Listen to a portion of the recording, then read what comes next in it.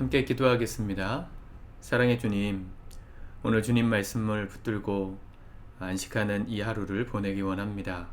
주님의 날을 준비하고 예배할 때 우리의 마음에 힘을 주시고 한 주 동안 지치게 만들었던 삶의 무게와 또 무거운 모든 짐들을 주 앞에 버려두고 이 시간 예배하는 우리 되게 도와주옵소서. 예수님의 이름으로 기도드립니다. 아멘. 우리 찬송가 442장입니다.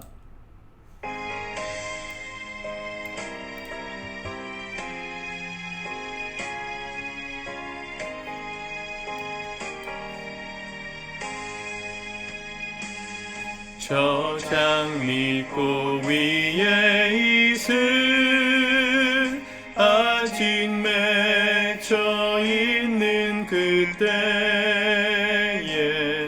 귀에 은은 이 소리 들리니 주 음성 분명하다. 주님 나와 동행을 하면서 나를 친구 삼으셨네. 우리 서로 받은 그 기쁨은 알 사람이 없도다. 그 청아한 주의 음성 우는 새도 잠잠케 한다. 내게 들리던 주의 음성이 늘 귀에 쟁쟁하다. 주님 나와 동행을 하면서 나를 친구 우리 서로 받은 그 기쁨은 알 사람이 없도다.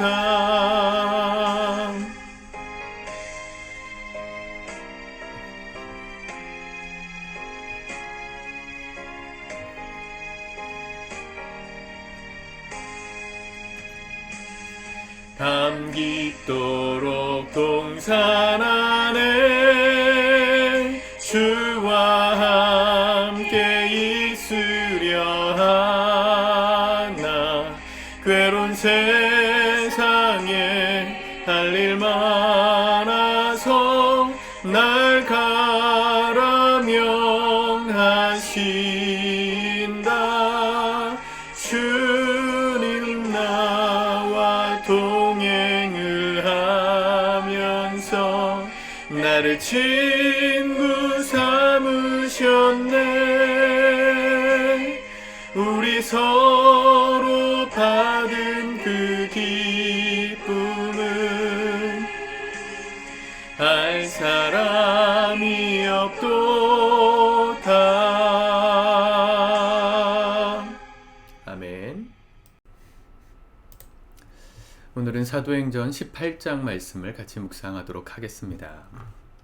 1절과 2절을 보겠습니다. 그 후에 바울이 아덴을 떠나 고린도에 이르러 아굴라라 하는 본도에서 난 유대인 한 사람을 만나니 클라우디오가 모든 유대인을 명하여 로마에서 떠나라 한 고로 그가 그 안에 브리스길라와 함께 이탈리아로부터 새로 온지라. 바울이 그들에게 가매. 바울이 고린도로 이동했습니다. 바울의 사역은 계속 돌아다니는 사역이었습니다. 이것은 바울만 그런 것이 아니라 교회 역사상 부흥을 이끌었던 하나님의 사람들의 특징입니다. 요한 웨슬레, 감리교를 창시한 요한 웨슬레도 영국 국교회 안에서 이 메소디스트, 감리교회의 운동을 일으킬 때 영국을 수만 킬로를 돌면서 복음을 전했습니다. 순회 전도자라고 하죠. 보통 돌아다니면서 복음을 전하는 사람. 저는 가끔씩 사도행전을 읽을 때마다 삼국지를 보는 것 같다는 생각을 좀 합니다. 사도 바울이라는 믿음의 영웅, 물론 사람을 높일 필요는 없지만 소설적으로 보더라도 이 믿음의 영웅 주변에 함께 하나님 나라를 위해서 헌신했던 영웅 같은 사람들, 기둥 같은 사람들의 이름이 거론되는 모습을 볼 때 그것을 느낍니다. 그렇죠? 유비, 조조, 또 손권, 이 삼국시대 패권을 다툼을 놓고 이 군주들이 싸울 때 그 군주들을 도와서 옆에서 멋지게 활약했던 장수들의 이름이 등장하죠. 유비에게는 관우와 장비가 있었고 또 조자룡도 있었고, 그들이 이루었던 업적들이 하나하나 소개될 때마다 읽는 사람들로 하여금 굉장히 큰 감동과 도전을 주잖아요. 사도 바울의 사역 가운데 이렇게 만났던 디모데, 또 오늘은 아굴라, 브리스길라 이런 사람들, 또 후반절에 보면 또 누굽니까? 아볼로, 이런 사람들이 사도 바울의 사역을 함께 도왔던 하나님 나라의 영웅들입니다. 그들의 만남도 하나님이 주관하셨고 또 그들이 함께 동역할 수 있도록 도와주신 분도 하나님이십니다. 아굴라와 브리스길라가 만났을 때 3절에 보니까 생업이 같으므로 함께 살며 일을 하니 그 생업은 천막을 만드는 것이더라.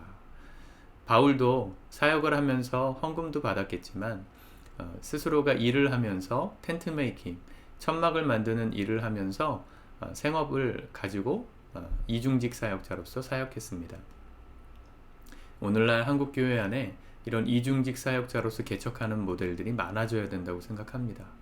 과거처럼 교회의 어떤 힘이 그렇게 강력하지 않고 또 교회에 대한 혐오가 많아지는 시대, 우리가 과거의 교회가 누렸던 영광만 생각하면서 이렇게 편하게 목회할 생각, 목회는 편한 데가 없긴 하지만 그럴 생각들은 빨리 목회자들이 접어야 한다고 생각합니다.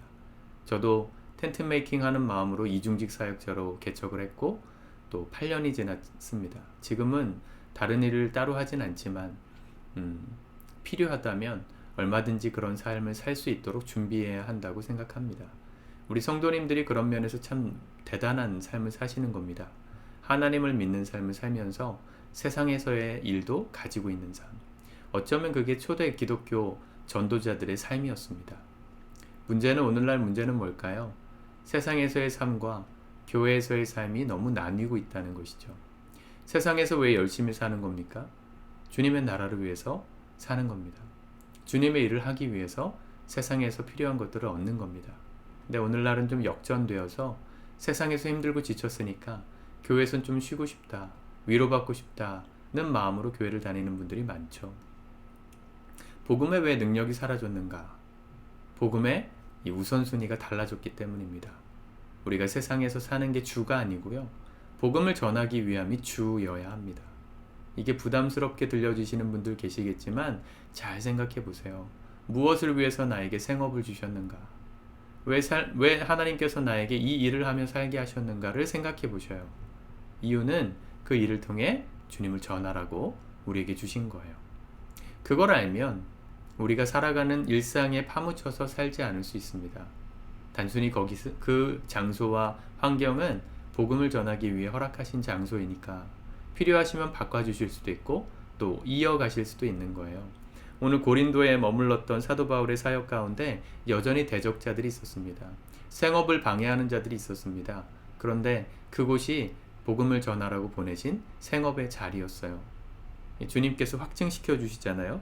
9절, 밤에 주께서 환상 가운데 바울에게 말씀하시되 두려워하지 말며 침묵하지 말고 말하라.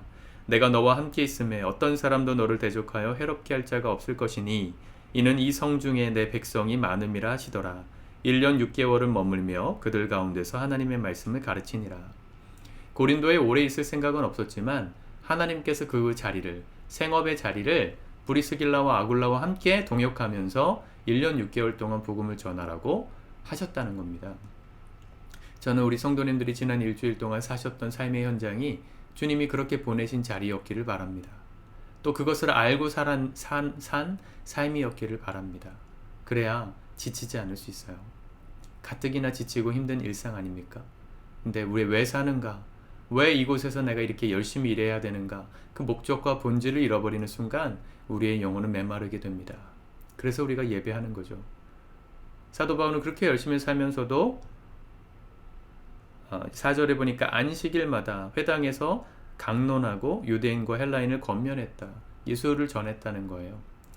예배드리는 때마다 하나님의 말씀을 가르칠 정도로 성실하게 말씀을 연구하고 또 풀어주고 사람들에게 복음을 전했던 이러한 삶을 목회자뿐만 아니라 우리 모든 성도들이 살 때 다시금 이 땅에 복음의 역사가 일어나게 될 것입니다.